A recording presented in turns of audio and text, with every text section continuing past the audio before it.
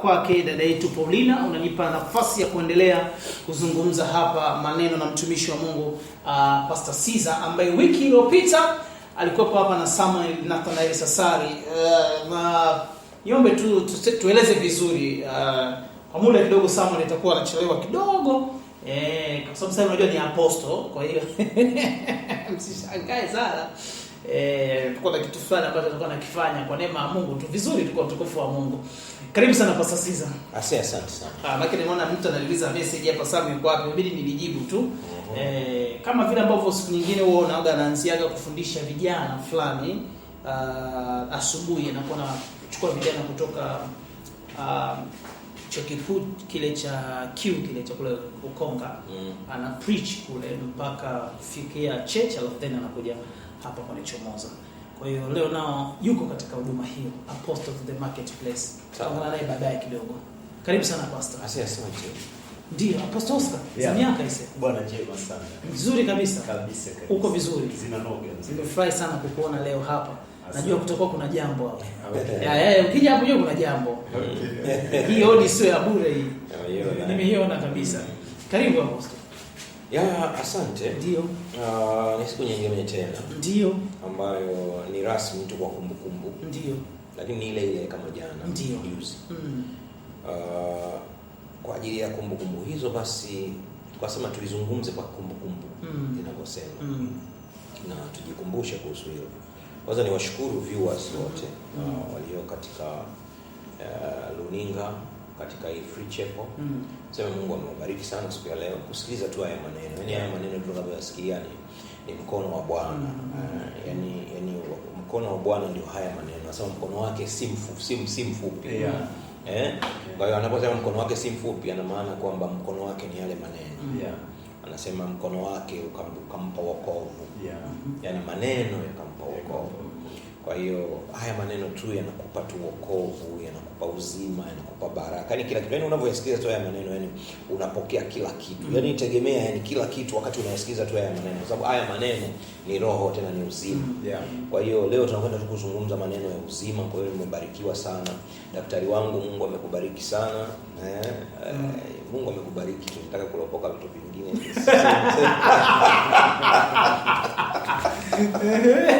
Hivyo sana tunamshukuru serikali kwa amani tu, kwa amani iliyopo. Niseme jamani, mnafanya kazi nzuri. Mungu amewabariki sana kwa kufanya kazi inavyopaswa kama serikali makini. Kwa hiyo hivyo this is the day ambayo tunakwenda kuzungumza maneno mazima. Nikuja na Apostle. Wiki iliyopita Apostle alikuwa anazungumzia kitu msalaba. Nilifuatilia. Sasa si internet ipo tu, una switch tab pale, unaona kila kitu. Kwa hiyo nilifuatilia kidogo. Najua leo tutakuwa tunaendelea hapo ama unajua huwezi kuvuka tena msalaba. Yaani msalaba is the center. Msalaba ni katikati ya discussion yote ya wokovu. Usipoongea msalaba umekosa wokovu. Kwa hiyo tunaongea tu yani msalaba manake. Yani ningeweza kusema hapa jamani, niongee hivi, sikiza. Ndugu wapendwa, leo ni siku ya Pasaka. Ni siku njema ambayo Bwana wetu Yesu Kristo alikufa msalabani akafufuka. Isiwe ni siku ambayo unafanya maovu. Ni siku ya kukumbuka kufanya matendo mema. Utende matendo mema na Mungu atakubariki sana.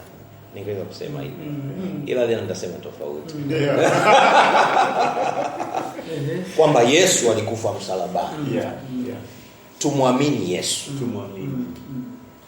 Ila tusiishie kumwamini Yesu. Tuamini alichokifanya Yesu. Unaweza ukamwamini Yesu ila usiamini alichokifanya. Sawa. Hiyo nakubali. Unamwamini Yesu ila uamini alichokifanya. Na ndilo tatizo lililopo leo kanisani. Watu wanamwamini Yesu. Leo hivi ninavyoongea sasa hivi wengine washaingia kanisani. Wako kwenye ibada, wako kwenye ila hawaamini alichofanya Yesu, ila wanamwamini yeye. Yaani manake wanasema kuhusu Yesu ila hawaamini alichokifanya. Leo tunataka tuongee hicho na Apostle. Tunataka tuongee tu alichokifanya Yesu ni kitu gani? Alifanya nini? Umeelewa? Wakati tunakuja tulikuwa tunaongea na mwisho wa siku tulikuwa kwenye parking hapo. Tukaongelea kuhusu ile scripture tumeongea mara ya mwisho ya Luka. Anasema mwende kwa mataifa. Ndio. Mkafanya nini? Mkahubiri toba na ondoleo la dhambi. Yaani baada ya kufufuka. Yesu hayo ndio maneno ya mwisho anayoongea. Hebu isome. Luka sura 24 pale kuanzia mstari wa 44. Anasema kisha akawaambia, hayo ndio maneno yangu niliyowaambia nilipokuwa nikali pamoja nanyi, ya kwamba ni lazima yatimizwe yote niliyoandikiwa katika Torati ya Musa na katika manabii na Zaburi. Ndipo akawafungulia akili zao wapate kuelewa na maandiko. Akawaambia, ndivyo ilivyoandikwa kwamba Kristo atateswa na kufufuka siku ya tatu, na kwamba mataifa yote watahubiriwa kwa jina lake habari ya toba na ondoleo la dhambi, kuanza tangu Yerusalemu. Habari ya toba na ondoleo la dhambi. Jimmy, utakuwa shahidi kwangu. Leo inahubiriwa toba na ondoleo la dhambi. Yaani toba na ondoleo la dhambi maana yake nini? Waambie watu habari ya kubadilika wanavyofikiria. Ndio toba. Fikra yao ibadilike, alafu wahubirie dhambi imeondolewa. Leo dhambi inahubiriwa imeondolewa. Tena hata hapo ukianza yani kama umeenda mbali sasa hivi. Ukirudi hapo kwenye toba kwanza. Kwa sababu unapoongea toba ambao umesema ni badiliko la fikra. Na badiliko la fikra lenyewe linatokea wapi? Kwenye msingi wa kwanza ambao ulianza. Yaani kuna namna watu wanafikiri kuhusu Mungu. Watu wanafikiri Mungu kulingana na ule msingi uliowekwa ambao ulikuwa ni msingi wa fanya ili upate matokeo. Usifanye ili upate matokeo ya kutofanya kwako. Kosea ili upigwe. Usifanye, yani unakuta msingi ambao ulikuwepo, ambao kwenye Biblia anasema mafundisho ya awali ya ulimwengu. Sasa unakuta yani ule msingi umelaza kitu ambacho linapoletwa neno toba sio kwa maana ya kwamba Mungu naomba utusamee. Yani unajua toba kidogo inachanganya. Ila ni neno la Kigiriki tu metanoia, ambao ni kubadilisha tu fikra. Yaani ni kwamba wewe Jimmy unaamua tu kwamba waga nyumbani narudi saa 2 usiku. Ila kuanzia sasa nitakuwa narudi saa 11. Pale umetubu. Umefanya toba, yaani umebadilika. Pale umetubu. Yaani kwamba nitakuwa narudi saa 11 jioni. Sitarudi tena saa 2. Kwa nini nikirudi saa 2 mpenzi wangu ananisumbua sana. Mpaka saizi ulikuwa wapi? Sasa kutubu pale sio kumwambia kwamba Bwana naomba achana nisamee Bwana. Alafu tena unarudi saa 2, asio ile. Ila toba ni kwamba okay, sasa ndarudi saa 11. Naweza nisiseme ila nikatenda. Kwa maana ni kwamba nitakuwa narudi saa 11. Tofauti nilivyokuwa nafanya hapo. Sasa hiyo ndo toba. Toba. Anaizungumza kwenye Warumi 12. Anasema mfanye upya. Mfanyeni upya nia zenu, fikra zenu. Mfanye upya fikra zenu. Anasema kwenye Biblia ya Kiingereza anapenda anasema be ye transformed by the renewal of your mind. Sasa the renewal of your mind is ndio toba. Ndio. Kurepent is the renewal of mind. Ndio. Kwa hiyo mwende mkahubiri renewal of mind. Yaani watu wafikirie tofauti na walivyokuwa wanafikiria. Kwamba ulikuwa unafikiria kwamba ufanye ili upate. Sasa nataka uanze kufikiria kwamba upate. Unataka uamini unapata. Yaani the renewal of mind. Alafu ukishapata hiyo renewal of mind, then sasa ihubiriwe sasa ondoleo la dhambi. Yaani kile kitu ambacho Yesu alikifanya ndio kinatakiwa kihubiriwe. Kwamba dhambi imeondolewa. Tazama mwana kondoo aiondoae dhambi ya ulimwengu. Yaani hiyo ndio ubiri, hiyo ndio preach, hiyo ndio message, hiyo ndio exactly good news. Yaani hiyo ndio habari njema. Yaani kwamba jamani, hey guys, dhambi imeondolewa. Dhambi imeondolewa. Yaani unaweza kuwa kama wewe, yaani tunatembea dhambi imeondolewa. That's the preaching. Hiyo ndio message. Hiyo ndio message ambayo inatakiwa iende. Yaani nendeni mkahubiri ondoleo la dhambi. Unajua mzee wa Neema anapoiongea, unaweza ukaifikiri kama ni kitu kidogo. Lakini ukitaka ujue kwamba ni kitu kizito sana. Struggles zote za watu, source yake atakwambia dhambi fulani. Kama ndio hana struggle katika Biblia. Kwani watu wanavunja laana kwa ajili ya nini? Laana imesababishwa na nini? Na dhambi. Siku na dhambi. Kuna dhambi. Unasafisha nyota. Unasafisha nyota imefanyaje? Imechafuka kwa sababu ya nini? Ya dhambi. Kwa hiyo anapoongea habari ya ondoleo la dhambi, yani ni kama ndio root yenyewe. Yani watu wakiamini kile alichofanya Yesu Calvary, kwamba ni mwana kondoo anayeiondoa dhambi, maana yake maumivu yote na mateso yote yameondolewa. Yes. Sasa hiyo ni fikra ya mtu sasa. Sasa hiyo ni fikra. Kwamba sio fikra. Jimmy, hebu labda tukuelewe unachosema. Mimi nataka nijue unaposema hivyo, kuna mtu ambaye sasa hivi amekaa nyumbani anaamini yeye ana dhambi. Si kama naelewa. Yaani ni fikra yake. Yaani anaamini kwamba ana dhambi. Ndio maana anasema utubu. Yaani utubu maana yake anza kufikiria tofauti kwamba wewe si mwenye haki. Ndio maana nikasema kwamba kuna mtu anaangalia sasa hivi. Mimi hapa sister ile atakwenda kanisani. Yaani kwa mfano yaani vurugu aliyoifanya wiki nzima sio Jumamosi. Wengine wameanza tu hapo, lakini unajua walikuwa wamepita kwenye kamfungo fulani kwa muda mrefu. Wanaenda kwasi nini kitu gani hivyo. Wamepita na mimi, kwa hiyo kulikuwa na kujibana fulani. Si ndio? Kwa hiyo sasa unajua Ijumaa ile ndio walikuwa fungulia. Si ndio? Hapo sasa Jumamosi, sasa imagine kitu ambacho kimefanyika kuanzia ile Jumamosi jana mpaka asubuhi ya leo. Yaani anaona hafai kabisa. Mimi sifai kufika. Yaani hafai hiyo. Anakwenda kanisani siri. Yaani hiyo vurugu aliyofanya.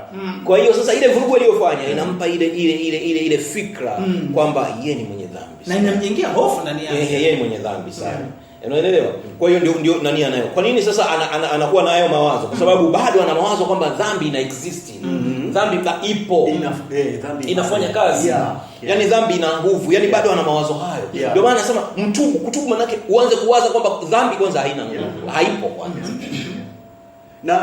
Na pia hapo tukienda mbali zaidi, yani hivyo kwenye hilo toba, hata tunavyoongea dhambi kuna namna tofauti sana kati ya Wayahudi na kati yetu mataifa. Hapa anaposema kuhubiri toba kwa mataifa yote, wahubiriwe toba na habari ya ondoleo la dhambi. Kwetu sisi wa mataifa, tukisema wa mataifa manake tulio nje ya Israeli. Sisi toba yetu ni kutoka kwenye fikra ya kutokuwa na Mungu, kutokuwa na ahadi, kutokuwa na Kristo. Hiyo ndio toba ambayo tunayo. Jimmy, wewe haukuwahi kuambiwa usizini, wala Mungu hana hiyo taarifa. Hakuwahi kuambia, ila aliwahi kumwambia Myahudi kwamba asizini, kwa sababu ndio aliwahi kufanya naye nini, makubaliano kupitia kutokea kwa nani, kwa kina Abraham. Alitembea nao akafika kwa Musa, akafunga sheria kabisa na Wayahudi. Na ukitaka uone ilivyokuwa mbaya kwamba hata Myahudi wakati anafungwa kwenye Torati akiwa anapelekwa Kanani, njiani wakati anarudi wale wa Amaleki na wengine wote waliokuwa na uo walikuwa ni ndugu zake. Tunakumbuka wengine ni wajukuu wa Esau kabisa, wa Esau sio. Sasa kama aliweza kuwaua wale, wewe Mchaga na kuachaje? Yaani ndugu zake aliweza kuwaua kwa sababu Mungu amemwambia ua hao. Akawaua. Sasa wewe Mchaga ambaye haumo kabisa kwenye ile agano na anajua kabisa hauna Mungu, kwanza hujatailiwa wewe. Yaani unajua mbalizia. Sasa tunapoambiwa toba, manake sisi ni kwamba tunasema hatakuwa na Mungu wa kweli. Sasa tuna Mungu katika Kristo. Hiyo ndio toba kwetu. Wala sio usiseme uongo, wala sio usizini, wala hata sio mwingine atashtuka, wala sio uchawi mzee, wala sio hiyo. Ila ni kwamba hatakuwa na Mungu, ila sasa tuna Mungu. Wayahudi sasa wao ndio wanaenda kwa sababu Torati iliwaambia, na wao walikuwa wanahesabiwa dhambi kutokea kwenye Torati. Sisi tulihesabiwa dhambi kwa sababu hatakuwa na Mungu. Dhambi yetu ilikuwa hapo tu. Na ile nature kutoka kwa Adamu na Eva. Tulikuwa watu tuliofarakana na jamii ya Israeli. Basi. Kwa hiyo toba yetu inakuja, tunaanza kuwaza sasa tunaye Mungu. Tunaye Mungu. Hiyo toba yetu inaanzia hapo. Lakini pia inaendelea zaidi na ondoleo la dhambi, hakuna dhambi tena. Yaani hakuna kitu kinaitwa dhambi, hakuna kitu kama hicho. Kwa nini? Kwa sababu mwana kondoo aiondoae dhambi ya ulimwengu alikuja na akaiondoa, haipo tena. Kwenye Wakolosai anasema akaifuta ile hati iliyokuwa ikitushtaki na hukumu zake, akaiondoa isiwepo tena. Umenielewa?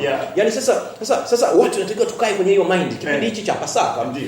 Yaani kama wewe kweli mtu unasema unamwamini Yesu, lazima uamini hicho kwamba dhambi siku moja iliondolewa na haipo. Yaani ukikumbuka dhambi maana yake umekumbuka kitu ambacho ni mtego kwako, nguvu ambayo inakuvuta kila wakati. Nguvu ambayo adui yetu mkubwa kabisa Shetani ndio anaitumia. Ukisoma kwenye Waebrania anasema hivi kwa sababu ya anazungumzia habari ya shetani kuwa na nguvu ya mauti. Unasikia? Sasa Kristo kwa sababu ya ile hali watoto wa Mungu ambao walikuwa chini ya utumwa, chini ya uoga, kwa sababu ya ile nguvu ambayo ilikuwa kwa shetani, Kristo alikufa akaenda akamnyang'anya ile nguvu shetani ambayo ilikuwa ni Torati. Akaenda akamnyang'anya Torati. Kwa hiyo shetani hana tena nguvu. Umeshanielewa? Ili watoto wa Mungu waondoke kwenye ule uoga. Sasa lakini mpaka leo watoto wa Mungu bado wanaoga. Unasikia hivi na dhambi. Maana yake ni kwamba ukishazungumza una dhambi, maana yake unarudi kwenye nguvu ya ibilisi. Sasa hapo ndio inanileta kwenye ile scripture anayozungumza hivi. Habari ya mbegu. Anasema mbegu nyingine zikatupwa kwenye mwamba, kwenye njia, kwenye miba. Sasa mimi nataka niende kwenye mfano mmoja tu. Kwenye njia. Anasema hivi, mbegu zimetupwa kwenye njia. Ndio. Umeelewa? Alafu shetani akaja akazinyakua. Maana yake nini? Zimeondolewa zile mbegu, sasa haziwezi kuota tena. Umeelewa? Na sababu kwa nini zimenyakuliwa? Anasema ili asiamini na kuokoka. Ila mbegu ametupiwa. Habari ya Yesu ameambiwa. Ila zimetupwa kwenye njia ambayo shetani anakuja anazinyakua. Unajua anazinyakuaje? Anakuletea Torati tu. Yaani anazinyakua hivyo. Yaani sasa hivi mimi nakwambia dhambi iliondolewa. Yaani mimi sasa hivi naongea. Hizi ni mbegu unajua. Yaani nasitupa mbegu, dhambi iliondolewa. Kristo miaka 2000 iliyopita aliondoa dhambi katika msalaba. Akaichukua isiwepo tena. Afu wewe unasema wow! Afu ukimaliza anasema kuna neno lingine linaingia nyuma. Kini jana tu umezini, unajua? Unajua jana tu umezini. Unajua hapo inachokolea nini? Unaibiwa zile mbegu na shetani ili usiokoke. Afu lakini kweli. Alafu mzee ndio unajua unavyosema. Yaani unajua ukiletewa Torati na make sense. Ile ukiletewa neema. Wewe make sense. Yaani neema inaleta maana. Ila Torati inaleta maana. Kwa hiyo ile ikisha kuja ile fikra kwamba lakini wewe jana tu umezini. Yaani hiyo ndio ina make sense zaidi. Lakini kweli. Unasahau kwamba Yesu miaka 2000 iliyopita aliondoa dhambi ulimwenguni. Na ndio leo tunasherehekea Pasaka. Tunaposherehekea Pasaka maana yake dhambi iliondolewa ndani ulimwenguni. Dhambi haipo tena. Yaani anasema isiwepo tena. Sio kama jibu unajua. Yaani unajua nini? Yaani hapa tunakungangania ili tuvuke. Yaani tukisema dhambi imeondolewa, hai make sense. Yaani ushahidi mwingi sana ipo. Kwamba dhambi, unasema dhambi. Unajua siwezi tu sema ila jana jioni pia. Mtu nilifanya vilivyo kitu. Yaani inakodia hai make sense. Ila tunachoongea ni mind ya Mungu. Yaani hiki tunachoongea sio mind ya mwanadamu, ni mind ya Mungu. Yaani Mungu anapokuangalia hiyo revelation ni kubwa sana umeenda. Yaani ni ufahamu wa Mungu. Yaani ukitokea kwenye ufahamu wako utafeli. Ila sasa nenda kwenye ufahamu wa Mungu. Yaani nenda the way Mungu anauona wokovu. Yaani ukikaa Mungu anavyoona wokovu, then utaiona hivyo kwamba dhambi nimeiondoa, haipo tena. Kwa hiyo watu sina mashitaka juu yao. That's the mind of God. Ila mind ya mwanadamu dhambi ipo, Mungu anatushtaki. Mungu anataka tuwe hivi, tukifanya hivi tumemkosea, tuna dhambi na vitu kama hivi. Tuwe na bidii za kutosha. Tuwe na jitihada, tutie mchango kwenye uokovu. Lazima mtu wanasema wokovu ni kujikana, mtu wa Mungu. Wokovu ni kujikana. Kila mtu ajitwike msalaba wake, Bwana anifuate. Na vitu kama hivyo, wokovu ni kujikana. Si ndio tunapoambiwa wokovu ni kujikana? No. Yaani hapo sasa umekaa kwenye ufahamu wako wewe. Kwenye mindset yako wewe. Yaani katika unavyoona wewe wokovu. Ila sasa ukitoka ukienda kwenye ufahamu wa Mungu kule juu anapouangalia, aliondoa. Anaongoa kitu. Anazungumza kwenye Waibrania anasema uasi wao na uovu wao sitaukumbuka tena kabisa. Yaani ndio mind yake. Yaani anasema dhambi zao zijapokuwa nyekundu kama bendera, zitakuwa nyeupe kama theluji. Yaani hiyo ndio mind ya Mungu. Huo ndio ufahamu wa Mungu anapoangalia wokovu.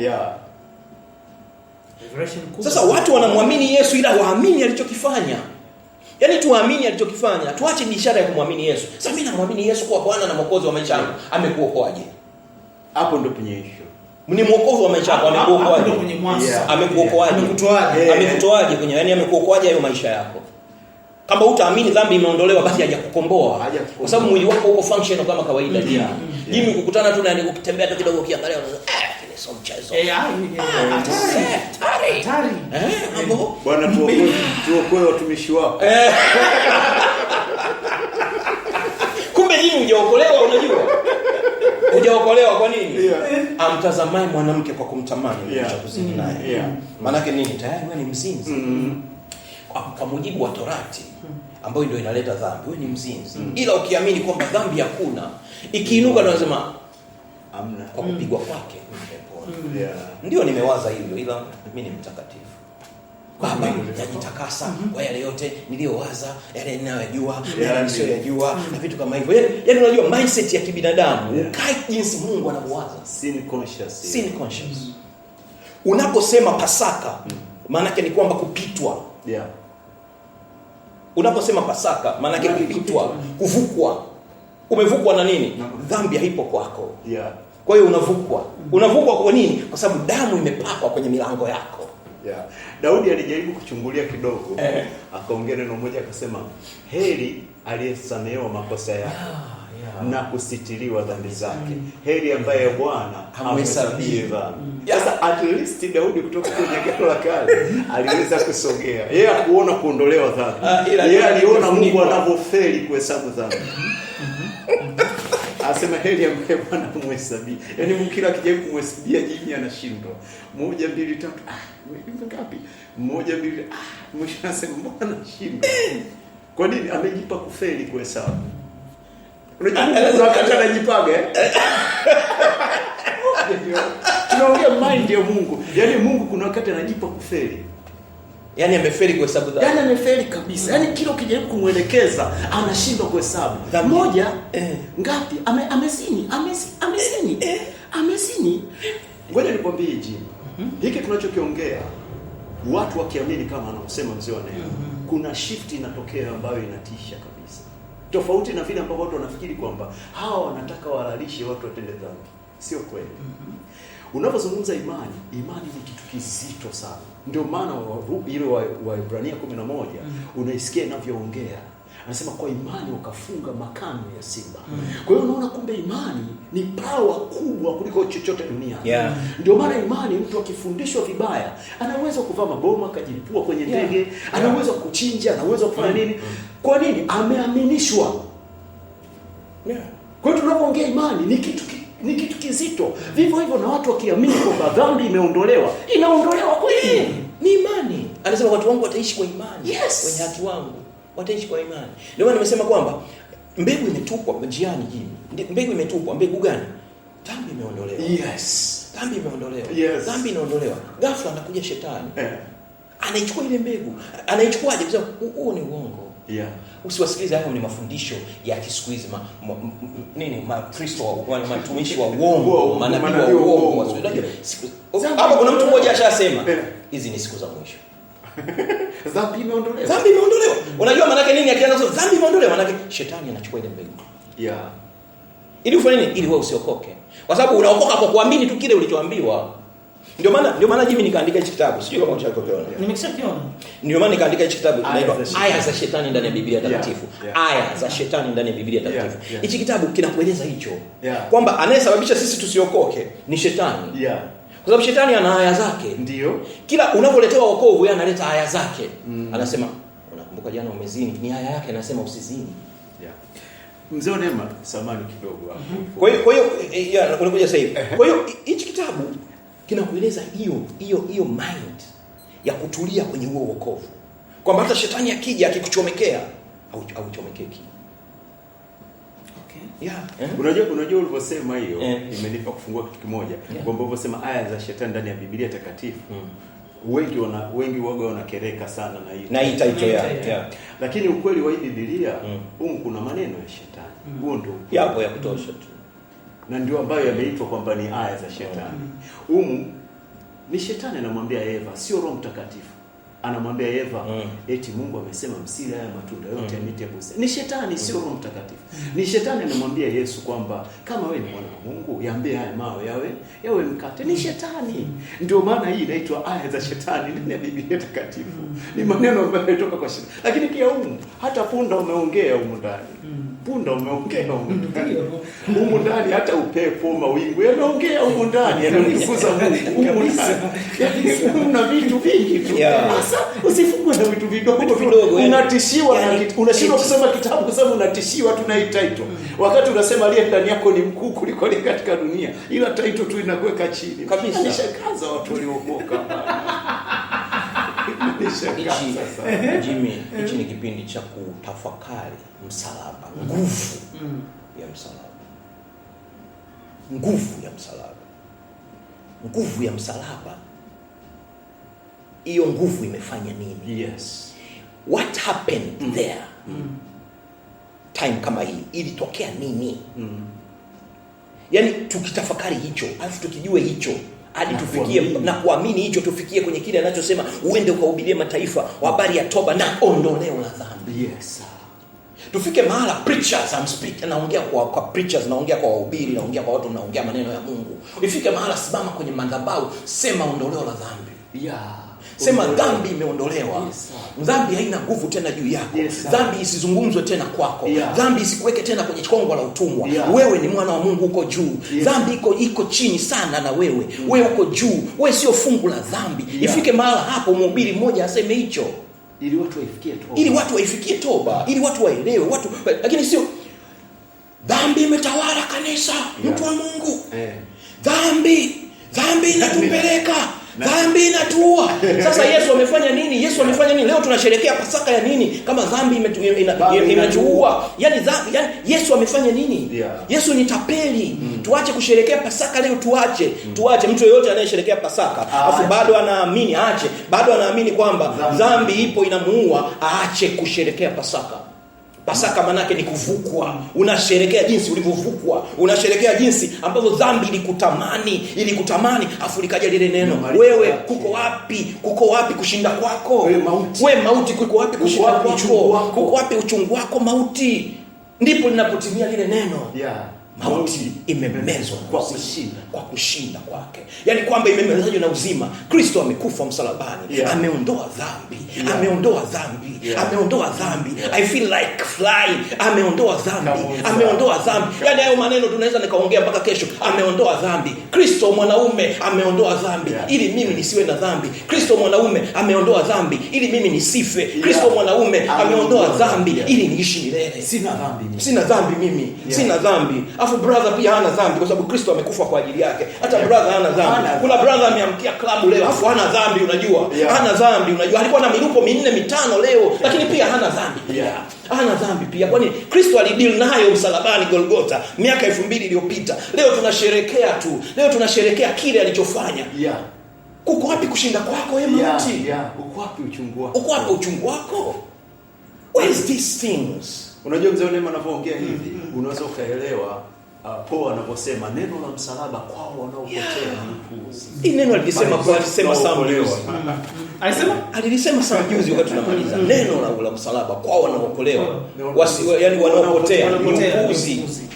Kwetu tunaokolewa ni, lakini kwetu tunaokolewa ni nguvu. Neno la msalaba linasemaje? Dhambi iliondolewa kwa njia ya msalaba.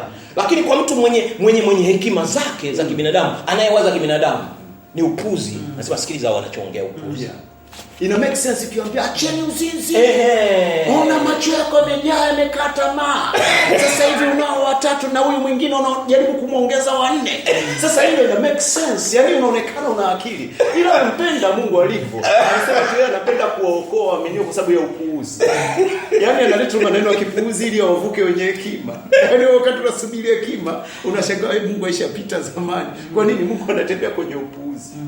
Kwa sababu hata Jimmy ina make sense vipi? Anapigwa mwingine unapona mwingine. Ina make sense vipi? Mimi nimeze pana kichwa kinakuuma wewe. I make sense.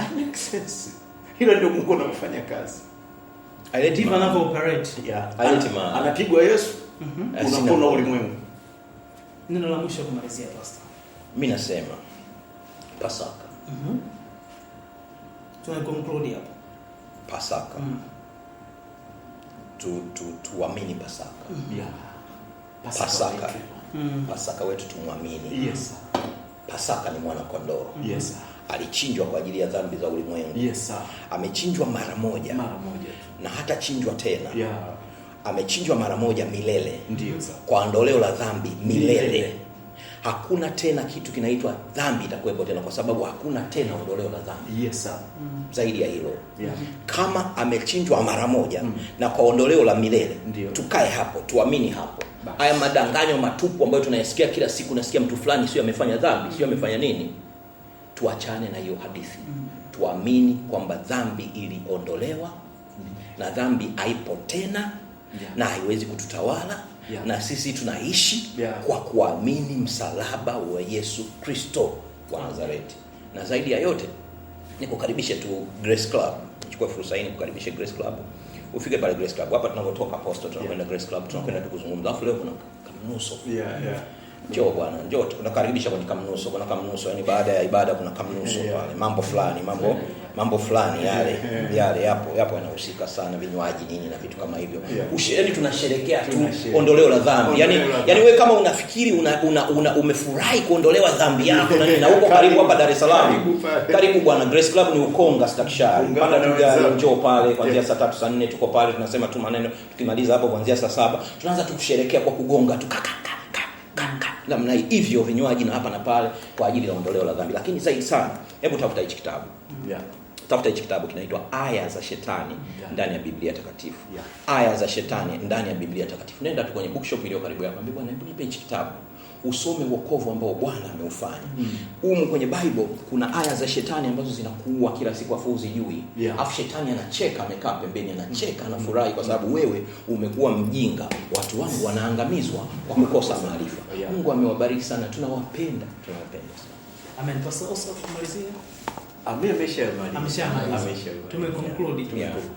Haya, mimi nakushukuru sana, kama vile ambavyo amesema Pastor Caesar, chukua hatua ya kuweza kufika pale ni Stakishari. Ukiuliza tu mtu yoyote Stakishari ni kituo maarufu cha polisi pale. Kwa hiyo ukifika pale ni rahisi kufika Grace Club. Kwa sasa tukamtazame Steven akisema Bwana ni mwokozi wangu. Tutarejea hapa punde.